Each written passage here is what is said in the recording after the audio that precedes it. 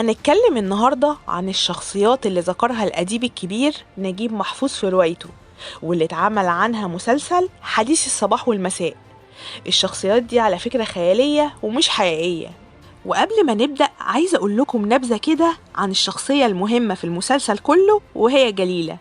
والحلقات الجاية هنتكلم عنها طبعا بالتفصيل، لأنها كانت من الشخصيات الرئيسية في المسلسل والرواية كمان. جليلة كانت شخصية عنيفة، الكل بيعمل لها حساب، وكانت موسوعة كبيرة جدا في الكرامات والغيبيات. وطبعا اتجوزت معاوية اللي كان مدرس مبتدئ بالأزهر، وخلفت راضية وشهيرة وصديقة، وختمت ببليغ. وعايزة أقول لكم كمان إن موضوع أبو الحسن ده ما اتذكرش أصلا في الرواية، وكان من تأليف مؤلف المسلسل.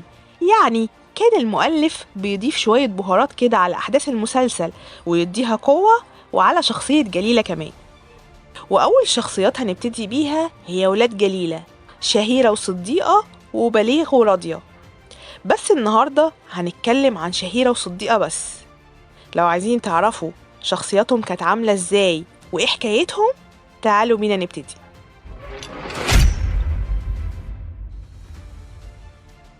أول بنت معانا هي صديقة، تالت بنات معاوية وجليلة، وأحلى واحدة فيهم.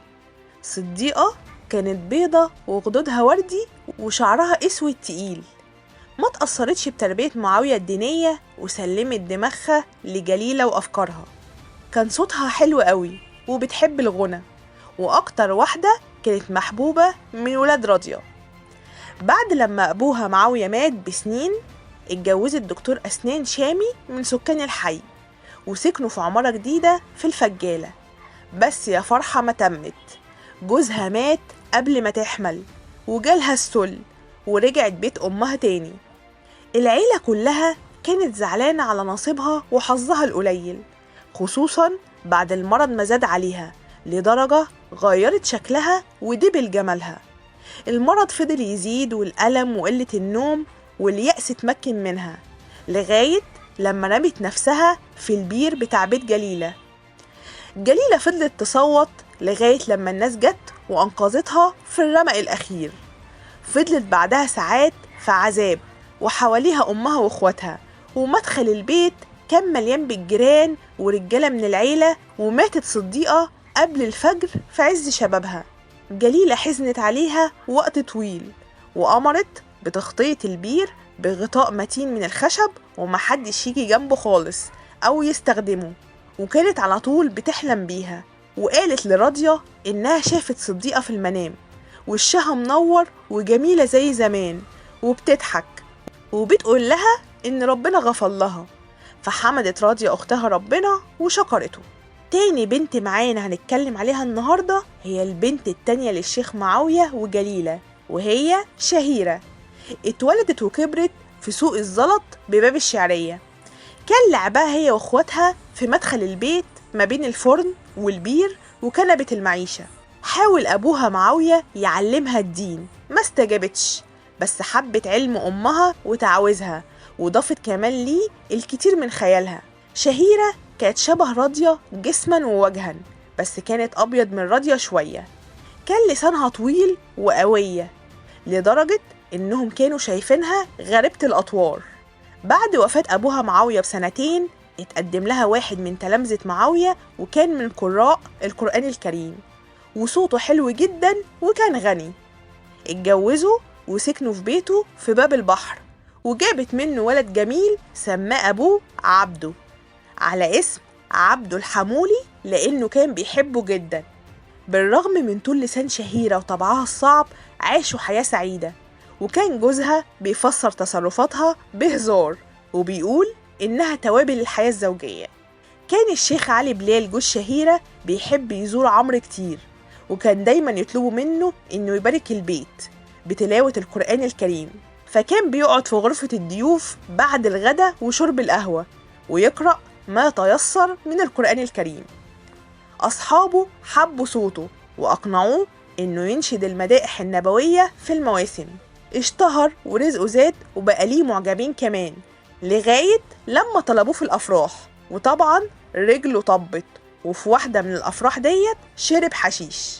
بعدها ملحن اقترح عليه إنه يبقى مطرب، والشيخ اللي كان بيقرأ القرآن الكريم ساب القرآن وبقى بيغني اوعى تكلمني بابا جاي ورايا وارخي الستارة اللي في ريحنا.